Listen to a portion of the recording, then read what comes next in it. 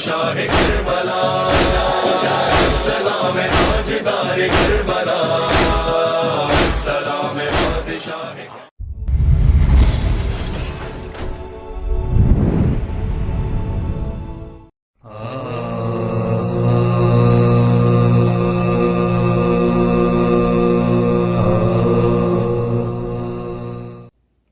بسم اللہ الرحمن الرحیم۔ ناظرین السلام علیکم۔ روزہ خوانی کے عنوان کے ساتھ 12ویں مجلس آپ کے سامنے پیش خدمت ہے۔ 11 مجلسیں آپ کے سامنے پیش کر چکے ہیں، اور آج کی مجلس کا عنوان حضرت حبیب ابن مظاہر کی شہادت ہے۔ سنتے جائیے۔ منظور نظر اس کی مصیبت کا بیاں ہے، جو سن میں مسن اور ارادے میں جواں ہے۔ شناور دریائے محبت و بادیہ پیمائے صحرائے مودت اس طرح تحریر کرتے ہیں کہ بروز قیامت خداوند عالم ہر شخص کی نیکی و بدی دریافت کر کے اپنی قدرت کاملہ سے بقدر اعمال ہر ایک پر احکام جاری کرے گا، اور ہر ایک کو اس کے عمل کے مطابق جزا و سزا ملے گی۔ چنانچہ ایک شخص ایسا ہوگا کہ جس سے تمام عمر میں بجز گناہوں اور افعال قبیح کے کوئی عمل نیک نہیں ہوا ہوگا۔ تب فرشتے اس کو دوزخ کی طرف لے جائیں گے۔ اسی وقت منادی من جانب پروردگار ندا کرے گا کہ اے فرشتوں، ابھی ٹھہر جاؤ اور اس کے لے جانے میں جلدی نہ کرو، کیونکہ ایک امانت اس گناہ گار کی میرے پاس ہے، وہ اس کو دے دوں۔ یہ ماجرائے حشر کتابوں میں ہے لکھا، یعنی کہ ایک بندہ تہی دست و بے نوا دامن درے گناہ سے ہوگا بھرا ہوا، بھیجے گا تب خدا اسے ایک در بے بہا، فرمان ہوگا مارکہ باس و نشر میں، ہاں اس کو جا کے بیچ لے بازار حشر میں۔ بس بحکم آواز غیبی فرشتے رک جائیں گے کہ ناگاہ ایک مروارید یعنی موتی جس کی نور و ضیاء سے تمام عرصہ حشر منور ہوگا اور آنکھیں تمام اہل محشر کی خیرگی کرنے لگیں گی، اس کو دیا جائے گا۔ وہ موتی ایسا عمدہ خوشنما بے بہا ہوگا کہ تمام خلائق اس کو دیکھ کر کہے گی کہ ہم نے کبھی دنیا میں ایسا موتی نہیں دیکھا۔ جس وقت اس بندہ گناہ گار کو وہ موتی دیا جائے گا، وہ درگاہ رب العالمین میں عرض کرے گا کہ اے میرے پروردگار، دنیا میں مجھ سے بجز گناہوں کے کوئی فعل نیک سرزد نہیں ہوا۔ اب روز حساب و کتاب ہے، بندہ تیرے عتاب میں گرفتار ہے۔ اس وقت میں یہ عاصی مال غیر کو اپنا نہیں کہہ سکتا میں نے ایسا موتی کہاں پایا، مگر ہاں تیری ذات عالم الغیب ہے اور تو ہر ایک چیز سے واقف اور دانا ہے۔ خدا کی جانب سے جواب آئے گا کہ اے میرے بندے، یہ گوہر بے بہا تیری خاص ملکیت ہے۔ یاد کر کہ عالم حیات ناپائیدار میں ایک روز تو مجلس عزائے حسین دلبند شاہ بدر و حنین میں گیا تھا، اور جب ذاکر نے مصائب بیان کیے تھے اس وقت تیری آنکھ سے ایک قطرہ اشک جاری ہو کر رخسارے پر آیا۔ اس اشک کو ہم نے پسند کر کے مجلس میں متعین فرشتوں کے ذریعے طلب کیا اور روز حشر تک امانت رکھا تھا۔ اس کو تمام انبیاء و اوصیاء کے پاس لے جا، وہ جتنی قیمت تجویز کریں ہم تجھ کو دیں گے۔ یہ فرمان سن کر وہ بندہ معتوب اس در نایاب کو لے کر ایک ایک کے پاس تب وہ گناہ گار جائے گا، آدم سے تابہ حضرت قاتم دکھائے گا، قیمت وہ اس گوہر کی کسی سے نہ پائے گا۔ تب حق قریب پردہ قدرت بلائے گا، آواز آئے گی کہ در رحم وا کیا، لے اس کے بدلے گلشن جنت عطا کیا۔ خوش خوش گناہ گار چلے گا جنا کو تب، آواز دے گا پردہ قدرت سے پھر یہ رب، اسرار ایک ذرا بھی جو کرتا تو ہم سے اب، دیتا تجھے خزانہ قدرت میں سب کا سب، کیا جانے تو جو اس کے لیے زیب و زین ہے، موتی نہیں یہ اشک عزائے حسین ہے۔ الغرض وہ بندہ خرم و شاداں میں اپنے والدین کے امام حسین علیہ السلام کی ہمراہی میں ہوگا، کیونکہ مومنین جائے تامل ہے کہ جب بعوض ایک اشک ایسا گناہ گار جس سے تمام عمر میں کوئی عمل نیک بجز گناہوں کے نہ ہوا ہو میں اپنے ماں باپ کے بخشا جائے تو ان لوگوں کا کیا مرتبہ ہوگا جو ایام طفلی سے نام حسین پر جان و دل سے قربان رہے اور روز عاشور اپنی جان عزیز فرزند رسول پر نثار کر دی۔ اس قذر بیابان شہادت کا بیاں ہے، سرسبز فصیحوں میں جو طوطی زباں ہے، اس یوسف شبیر کا رخ سوئے جنا ہے، پس حور ہر ایک مثل زلیخا نگراں ہے، مشتاق لقا حضرت محبوب خدا ہے، کونین حبیب ابن مظاہر پر فدا ہیں۔ بچپن میں جو گھر سے شہیدیں کھیلنے آتے، یہ مٹھیوں میں خاک کے قدم جھک کے اٹھاتے، کچھ آنکھوں میں انگلی کی سلائی سے لگاتے، کچھ خاک کو گلگونائے رخسار بناتے، خاک کے قدم شاہ پقانے وہ جری تھا، سندل تھا یہی، سرما یہی، عطر یہی تھا۔ الغرض حضرت حبیب ابن مظاہر بچپن سے تا معرکہ کربلا ہمیشہ امام حسین کی خدمت میں مصروف رہے۔ بروز عاشورہ جس وقت لشکر کی صفیں آراستہ ہوئی، دونوں لشکر آپس میں مصروف جدال ہوئے، اصحاب امام مظلوم کے ہاتھوں سے آدائے بدشعار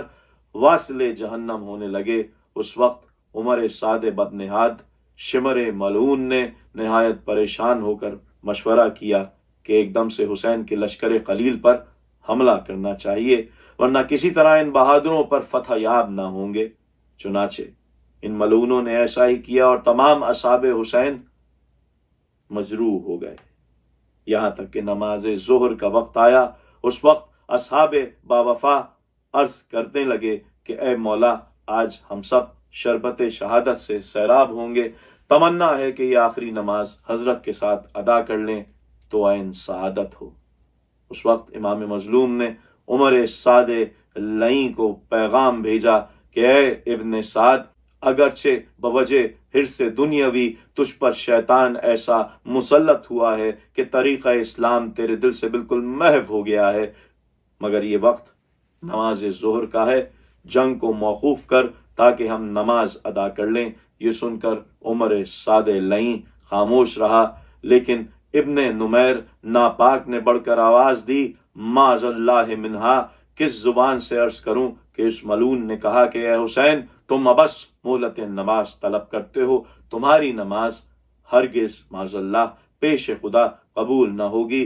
اس ناہنجار کا یہ کلام سن کر حضرت حبیب ابن مظاہر کو غصہ آ گیا، فرمایا کہ اے ابن نمیر، دور ہو، خدا تجھ پر لعنت کرے، فرزند رسول الثقلین کی نماز تو قبول نہ ہو اور تجھ ایسے فاسق و فاجر اور شراب خور کی نماز قبول ہوگی۔ اور امام مظلوم سے عرض کی کہ مولا، اجازت دیجئے کہ اس ملعون کو اس کی زباں درازی کی سزا دوں، اب یہ نماز آپ کے جد نامدار کے ساتھ ادا کروں گا۔ امام حسین علیہ السلام نے دیکھا کہ حبیب ابن مظاہر علیہ السلام عازم جنگ ہیں۔ اس وقت شبیر نے حبیب مظاہر سے یوں کہا، لڑنے کو تو نہ جا کہ بڑھاپا ہے اب تیرا۔ رو کر کہا حبیب نے، اے جان مرتضیٰ، بندہ ہزار جان سے ہو آپ پر فدا، ہر چند پیر خستہ دلو ناتواں شدم، ہر گہ خیال روئے تو کردم جواں شدم۔ ہر چند امام حسین نے ان کی ضعیفی کا خیال کر کے روکنا چاہا، مگر وہ جانثار شوق شہادت میں یہی عرض کرتا تھا، پیری میں گلے زخم سے ہے حسن بدن کا، ہنگام سحر لطف ہے گلگشت چمن کا۔ آخر حضرت صلی اللہ علیہ وآلہ وسلم نے حبیب ابن مظاہر کو ناچار ہو کر اجازت کارزار کی دی، اور وہ دیندار مثل شیر غضبناک ہو کر لشکر کفار کی طرف چلا۔ ہاں مومنو اب غلغلائے صلی اللہ ہو، ہاں دوستو آواز تحسین و ثنا ہو، شبیر کے فدیے کے تجمل پر فدا ہو، اس چہرہ روشن سے طلبگار ضیا ہو، تیار ہیں ادا کے زد و کشت کے اوپر، توفیق جلوں میں ہے خدا پشت کے اوپر، کیا چرق چاہا رم ہے یہ پیشانی زیبا، سجدے کا نشاں صورت خورشید ہے پیدا، ابرو پسر چشم یہ مردم کا ہے دعویٰ، لو گرم مہ نو نے کیا پہلو عیسیٰ، ایک جلوہ جو بخشیں نظر مہر اثر کا، کھو دیں یرقاں مہر کا اور جرم قمر کا۔ الغرض جب کفار کے لشکر کے مقابل تشریف حضرت حبیب ابن مظاہر لاتے ہیں، غازی نے انا روک کے ہر سمت نظر کی، اور قبل رجس خشک زباں شکر سے تر کی، فرمایا جدائی ہو مبارک تن و سر کی، ہے دھاک شجاعوں میں میرے جد و پدر کی، ہاں یاد رہے زور شجاعان سلف ہوں، بچپن سے غلام پسر شاہ نجف ہوں، اس کعبے کا حاجی ہوں گراتے ہو جسے تم، اس آئے کا حافظ ہوں مٹاتے ہو جسے تم، اس چاند کا حالہ ہوں چھپاتے ہو جسے تم، اس کلمے کا شاہد ہوں بھلاتے ہو جسے تم، اس گل کا میں بلبل ہوں جسے خون میں بھرو گے، اس شمع کا پروانہ ہوں گل جس کو کرو گے۔ یہ سن کر ابن نمیر مردود صف کفار سے نکل کر مقابلے کو تیار ہوا۔ حبیب ابن مظاہر نے ایک تلوار آبدار کا وار کیا، پھر ایسا نیزہ اس کے سینے پر مارا کہ پشت زیں سے زمین پر گر پڑا، اور اس کے لشکر والے اس کی مدد کو دوڑے اور اس کو اٹھا کے لے گئے۔ ایک روایت میں ہے کہ وہ ملعون آپ کے مقابلے کی تاب نہ لا سکا اور بھاگ کر لشکر میں چھپ گیا۔ الغرض حبیب ابن مظاہر ایسی جنگ کرنے لگے کہ 160 اشقیاء کو واصل جہنم کیا۔ آپ بہت زخمی ہو گئے اور پھر ایک مرتبہ امام کی قدم بوزی کے لیے حاضر ہوئے۔ اسی وقت میں ایک غلغلہ قیمہ اتھر سے واتشا کا بلند ہوا۔ دریافت سے معلوم ہوا کہ جناب علی اصغر علیہ السلام شدت تشنگی سے بے چین ہیں۔ وہ امام مظلوم سے دوبارہ رخصت ہو کر میدان کارزار میں تشریف لائے اور فرمایا کہ اے ظالموں، اگرچہ تم نے نواسہ رسول حسین مظلوم پر ظلم و ستم میں کوئی دقیقہ نہیں اٹھا رکھا، لیکن ننھے ننھے بچوں نے کیا خطا کی ہے کہ ان پر ایسے مظالم جائز سمجھتے ہو؟ ان معصوم بچوں کے لیے تھوڑا سا پانی دے دو۔ لو فاطمہ زہرا کو تو مرقد سے نکالا، کچھ سنتے ہو مقتل میں کھڑی کرتی ہیں نالا، اس تیسرے فاقے میں بھی خوش ہیں شہ والا، پر مرتا ہے بانوں کا پسر ہنسلیوں والا، سیدانیوں کو پاس سے جھولے کے ہٹا دو، ارے پانی تم ہی جا کر علی اصغر کو پلا دو۔ آدھا نے کہا خوب سی لذت یہ اٹھائیں، جائیں وہاں اور پانی بھی اصغر کو پلائیں، مرضی ہو تو سر کاٹ کے ننا سا لے آئیں اور سامنے شبیر کے نیزے پر چڑھائیں۔ دیکھو تو صحیح وقت اب آتا ہے غضب کا، ہم تیسرے فاقے میں گلا کاٹیں گے سب کا۔ شبیر نے پیری میں تمہیں مرنے کو بھیجا، اکبر کی جوانی پہ دکھا ان کا کلیجا، کیا پیر کا سر کاٹنا ہے شیخ پلٹ جا، غصے سے کہا شیر نے کیا بکتے ہو بیچا، بالفرض میں کمزور ہوں پیری کے سبب سے، شبیر میرا پیر زبردست ہے سب سے، ہمت میں نہ تم لاکھ جواں اور نہ میں ایک پیر، قامت ہے کما پر میں صفے جنگ میں ہوں تیر، تم لوگ ہو بے پیر مرید زر و جاگیر، میں قائل حق معتقد حضرت شبیر، ہر پیر و جواں صاحب توقیر ہے ان کا، نو پشت کا خادم فلک پیر ہے ان کا، وہ پیر ہوں میں تیغ و سنا جس کا عصا ہے قذر بھی تو پیر ہی پر مرتبہ کیا ہے شبیر پہ پیر غلام آج فدا ہے پیروں سے تمہیں شرم نہیں حق و حیا ہے پیری ہے وہ دولت کے کفن زیب بدن ہو ہر منہ سفید اپنے لیے تار کفن ہو قد کم ہو تو ہو عقل تو کج میری نہیں ہے جھکنے ہی سے روشن بخدا نام نگی ہے پنہا جو زمین میں بنیے عرش نشی ہے اس وجہ سے مائل میرا سر سوئے زمیں ہے قرآن و احادیث رقم کچھ بھی نہ ہووے خم ہو جو نہ کاغذ پر قلم کچھ بھی نہ ہووے جھکنا شرفا کا ہے تقاضائے شرافت جھکنے ہی سے افلاک کو حاصل ہوئی رفعت کم ہونے سے محراب بنی جائے عبادت شاہد ہے رکوع اس سے کہ جھکنا ہے عبادت ڈرتے نہیں تم قد قمیدہ سے عجب ہے جو تیغ کے قمدار ہے کاٹ اس کی غضب ہے جناب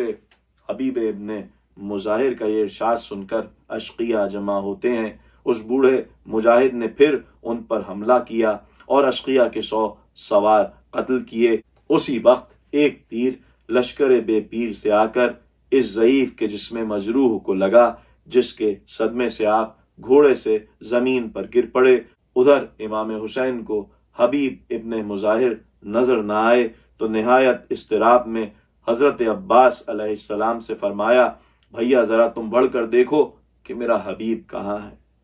دیکھو ادھر آتا ہے کہ لڑتا ہے وہ غازی یا ایڑیاں مقتل میں رگڑتا ہے وہ غازی کہ اسی عرصے میں ڈیوڑی سے پیمبر کی نواسی نے پکارا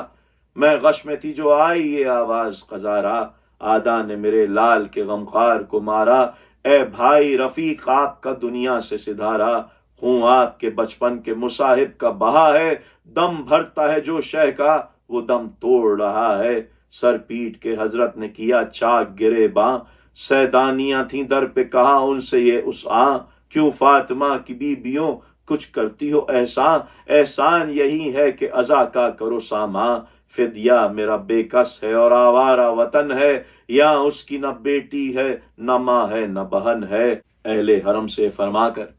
جناب امام حسین خود بنفس نفیس میں حضرت عباس علیہ السلام اور حضرت علی اکبر علیہ السلام کے روتے ہوئے حبیب ابن مظاہر علیہ السلام کے قریب اس وقت پہنچے جبکہ وہ شیدائے امام کون و مکان عالم اعتذار میں خاک پر ایڑیاں رگڑتا تھا یہ حالت دیکھ کر امام حسین علیہ السلام بے تاب ہو گئے اشک آنکھوں سے جاری ہوئے اور آہ جگر سے غمخوار سے یوں لپٹے پتر جیسے پسر سے ملتے تھے دہن سے دہن اور کہتے تھے بولو اے میرے او ایسے قرنی آنکھوں کو کھولو دم توڑیو پھر ہم سے بغل گیر تو ہو لو باہیں میری گردن میں ذرا ڈال کے رو لو آخر ہمیں بے دم کیا دوری کے علم سے بچپن میں اسی واسطے تم کھیلے تھے ہم سے دنیا سے روانہ ہوا آخر وہ نوازی بخشا ارم اللہ نے کی بندہ نوازی رو رو کے بیاں کرتے تھے یہ شاہ حجازی ہے میرا زاہد میرا عابد میرا غازی جو خاص ہے میرے وہ قضا کرتے ہیں ہے جن سے ہے مزہ جینے کا وہ مرتے ہیں ہے میرے غمخوار حبیب ابن مظاہر سید کے طرفدار حبیب ابن مظاہر بچپن کا میرا یار حبیب ابن مظاہر بے کس کا مددگار حبیب ابن مظاہر واللہ یہ ایک شیر تھا شیران خدا سے آفت میں بچاتا تھا ہمیں اہل جفا سے لکھا ہے کہ فارغ جو ہوئے رونے سے سرور لاشے کو رکھا لا کے شہیدوں میں برابر لشکر ظالم میں حسین ایک ستمگر اس لاشے بے جاں کا کیا اس نے قلم سر تا شام رہا منتظر وقت وہ رن میں یہاں تک کہ جدائی ہوئی شہ کے سر و تن میں پھر بعد شہادت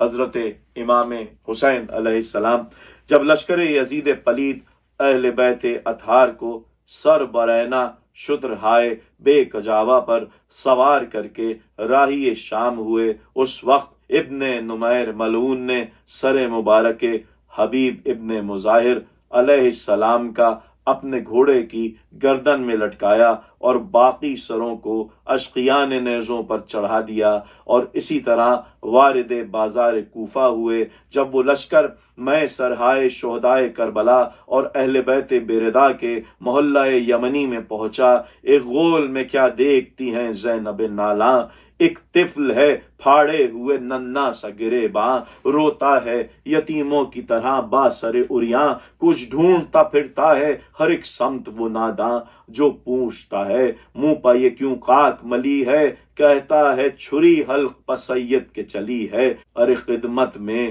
انہی کے میرے بابا ہیں سدھارے، کیا جانے پھرے یا گئے کوثر کے کنارے، اماں کے سوا کوئی نہیں سر پا ہمارے، زینب نے صدا دی کوئی اس پر مجھے وارے، مظلوم کا بے کس کا مسافر کا پسر ہے، ارے لوگو یہ حبیب ابن مظاہر کا پسر ہے۔ ناگاہ اس طفل کو ایک سر گردنے راہوار میں بندھا ہوا دکھائی دیا جو کئی مرتبہ گردنے اسب سے گر پڑا تھا۔ اس نے دیکھا کہ سرے اتھر کی آنکھوں سے آنسو جاری ہیں۔ اس معصوم نے رو کر کہا، اے سر تیرا رونا مجھ کو بے تاب کرتا ہے، برائے خدا سچ بتا، بے جا تیرا رونا نہ تڑپنا میرا جی کا، تو سر میرے بابا کا ہے یا اور کسی کا، اے سر تجھے کیوں گردنے راہوار میں باندھا، کیا نیزے کے قابل بھی نہ سمجھے تجھے آدھا، شبیر کا سر ہو تو بجا لاؤں میں مجرا،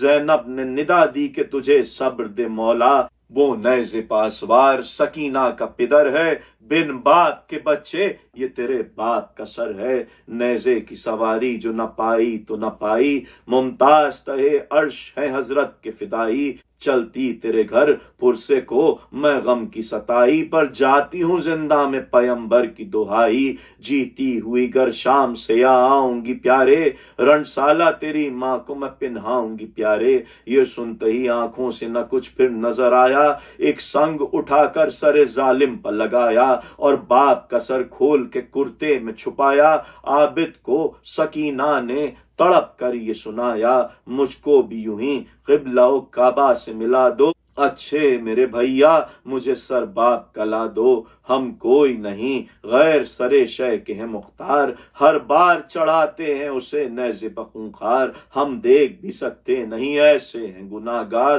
کیا شاد ہے سر باپ کا لے کر یہ خوش اتوار، یا تو مجھے ظالم سر شاہ شہدا دے یا میرا بھی سر کاٹ کے نیزے پر چڑھا دے۔ ناگاہ سر اس بچے سے لینے لگے بدذات، زلفوں کو کوئی کھینچتا تھا اور کوئی ہاتھ، مچھلی کی طرح لوٹتا پھرتا تھا وہ ہے ہاتھ، اور بہرے کمک دیکھتا تھا جانب سادات، کاہے کو یہ ایذائیں غریبوں نے سہی تھیں، اونٹوں پر بندے ہاتھوں سے سر پیٹ رہی تھیں۔